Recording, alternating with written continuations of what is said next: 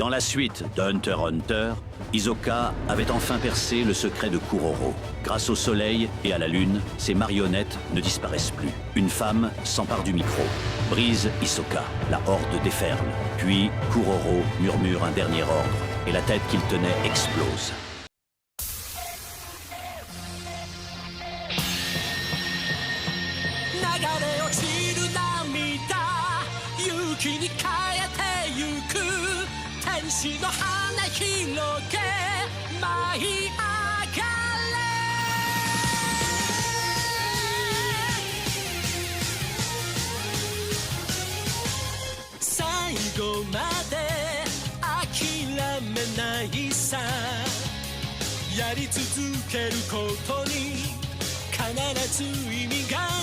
You just try again. You just go away. 未来はいつも僕たちは待ってる。大空駆け抜けて海原越えてゆけ。天使の嘆きす捕まえて終わらない冒険に出かけよう。いつまでもどこまでも。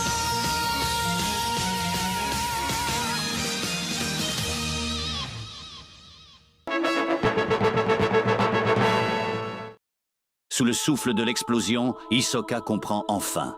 Tout, depuis le début, n'était qu'un piège méticuleusement assemblé. Quelques instants plus tôt, lorsqu'il avait tranché cette tête, il avait cru avoir touché Kuroro. Erreur. Le chef de la brigade fantôme n'avait fait que feindre l'ébranlement. En réalité, il suivait le corps de près et l'avait déjà transformé en une bombe surpuissante. Une marque de lune apposée discrètement sur un spectateur perdu dans la foule. La voix noire qui glisse un ordre entre les corps. Une main anonyme qui effleure la marque du soleil. Et tout s'embrase d'un coup. Le corps, la tête tranchée qu'Hisoka tenait encore. La déflagration projette une vague entière de marionnettes au loin. Le fil de gomme qu'Hisoka avait ancré au plafond se volatilise dans l'explosion. Mais le magicien ne flanche pas une seconde. D'un geste vif, il rappelle une marionnette à lui grâce au bungee gum, lui arrache la tête, puis se sert du cadavre comme d'un bouclier pour repousser la marée qui se referme sur lui. De sa jambe gauche, un filament élastique jaillit vers les gradins supérieurs et l'arrache à l'étreinte de la foule. Déjà, la horde se reforme et reprend la traque. Il les repousse encore. Il fuit. Mais Kuroro a une longueur d'avance. Il ordonne à plusieurs marionnettes de gagner le deuxième étage, de retrouver Hisoka et de s'autodétruire dès qu'elles seront assez proches. Soudain, des silhouettes bondissent du balcon, joignent leurs mains et une explosion fauche tout. Hisoka est projeté à travers le stade. Sa jambe droite est arrachée nette. Il tente une dernière fois d'invoquer le bungee gum de sa jambe gauche. Mais Kuroro lui lance un spectateur en plein visage, puis un autre encore. Des corps humains transformés en projectiles qui brident chacun de ses gestes jusqu'à le faire chuter au sol. La horde commence à l'encercler. Alors, dans un ultime réflexe, Hisoka ramène ses bras contre sa poitrine, à l'instant précis où une explosion monstrueuse de marionnettes éclate tout autour de lui. Le coup fatal semble avoir été porté. Quelques rues plus loin, une journaliste filme en direct.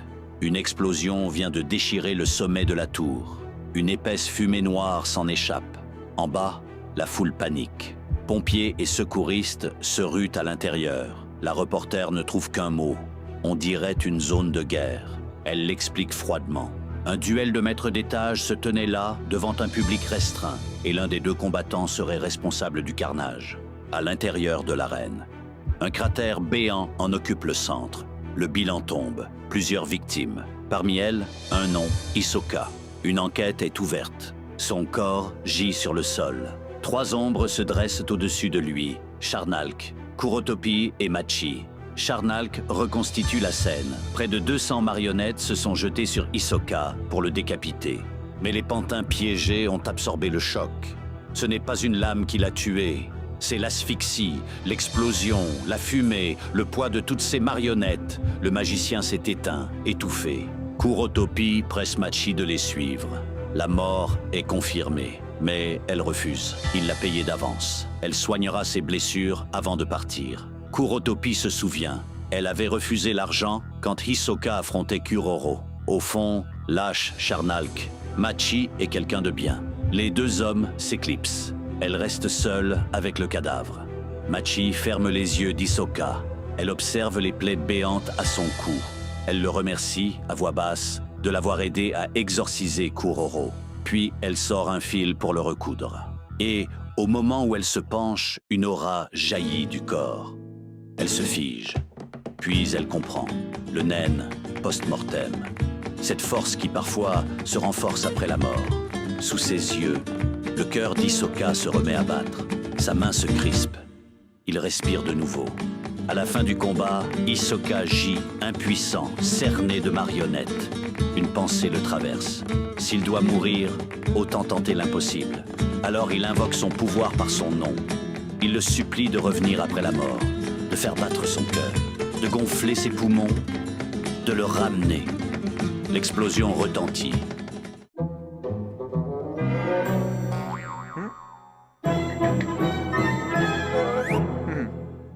Hisoka ouvre brutalement les yeux. Il crache du sang et bondit sur ses pieds. Machi est agenouillée près de lui.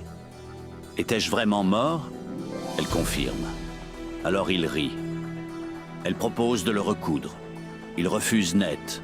Du bungee gum pour stopper l'hémorragie au cou et au visage.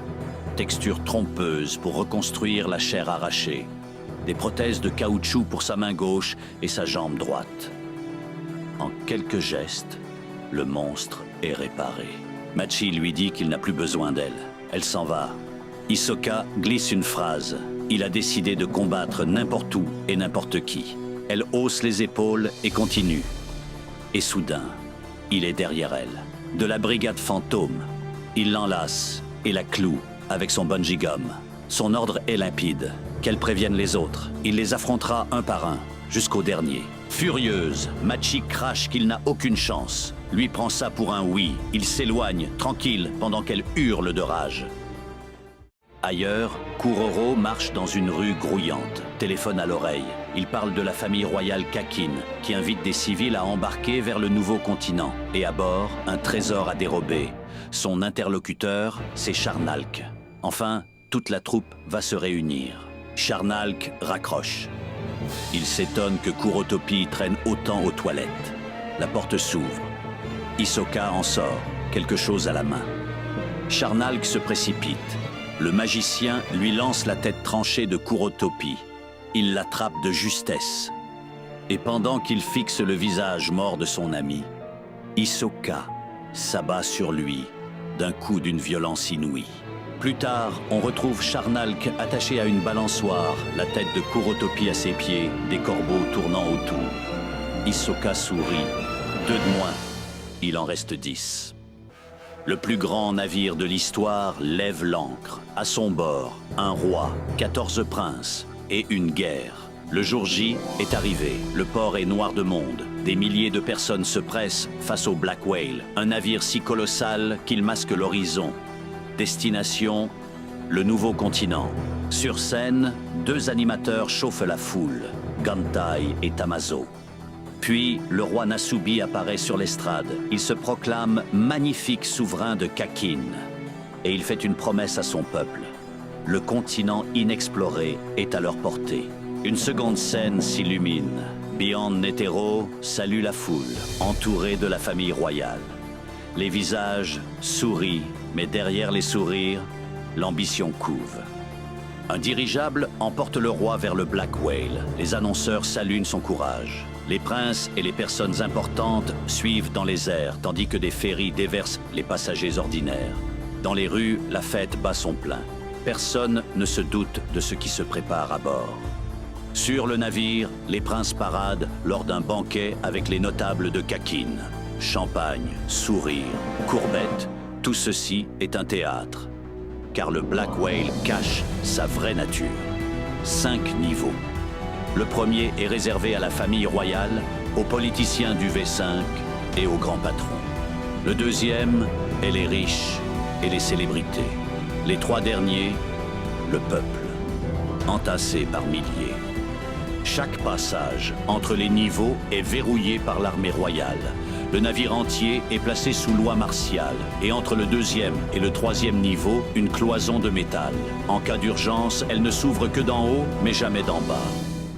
Dans les quartiers du Prince Benjamin, un homme prend la parole. Balsamilco, le capitaine de sa garde. Son message est limpide.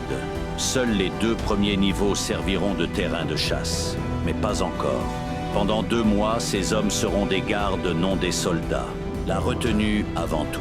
Si Benjamin l'ordonne, et seulement si la situation l'exige, alors ils déclencheront l'opération Assaut. Ils détaillent les quartiers des princes et leurs escortes. Chaque dimanche, tous les princes sont conviés à un banquet. Mais leurs allées et venues sont décalées. Certains pourraient ne jamais se croiser de toute la traversée. Ailleurs, au premier niveau, Kurapika veille. Il assure à la reine Oito qu'ils trouveront un moyen d'échapper à la guerre de succession. Du moins, pour l'instant. Contacter les autres reines est impossible. Les épouses de rang inférieur ne peuvent pas appeler celles d'en haut. L'armée contrôle les lignes. Elle patrouille dans les couloirs. Oito redoute un assassinat. Même elle ignore les intentions du roi. Kurapika calcule. Combien de soldats chez les autres princes? Combien d'utilisateurs de naines? Il ne peut même pas se fier au Hunter RC. Engagés par Kakin sans rien connaître de la situation, et grâce à ça, ils ont échappé à sa chaîne de vérité. Et sur ce seul niveau, ils sont 150. Le téléphone sonne. Miss Zeistom. Les nouvelles sont mauvaises. Au niveau 3 et 4, la criminalité explose. Bagarre, faux billets, vols. Botobai et lui sont réquisitionnés par l'armée. La réunion des Zodiacs n'aura pas lieu avant le départ.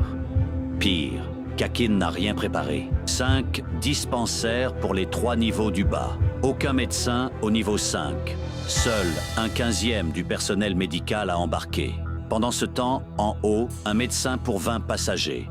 Chiddle recrute en urgence. Misaistom raccroche sur un avertissement. C'est peut-être son dernier appel. Kurapika repose le combiné. Et une idée germe. Ce chaos en bas pourrait devenir leur porte de sortie. Un incendie, une émeute, n'importe quelle urgence ouvrirait la cloison entre les niveaux 2 et 3. Alors ils se glisseraient entre les gardes et disparaîtraient dans la masse. Oito hésite. Kurapika insiste. Quand la vie ne tient qu'à un fil, savoir, c'est survivre. La reine se met à trembler. Elle avoue. Elle s'était préparée à mourir pendant ce voyage. Elle n'imaginait pas la moindre chance d'en réchapper. Kurapika la rassure. Il s'occupera de tout. Les gardes escortent Oito et la petite Wobble vers leur quartier. Et soudain, Kurapika se fige. Une aura. Elle émane du berceau de Wobble. Il se retourne d'un bloc. Rien. Le bébé dort paisiblement. Kurapika doute de ce qu'il a vu. À moins que sa mission, approcher le prince Tseriednitch, ne le rende simplement paranoïaque. Mais pourtant, il avait eu raison. Quelque chose était bien là.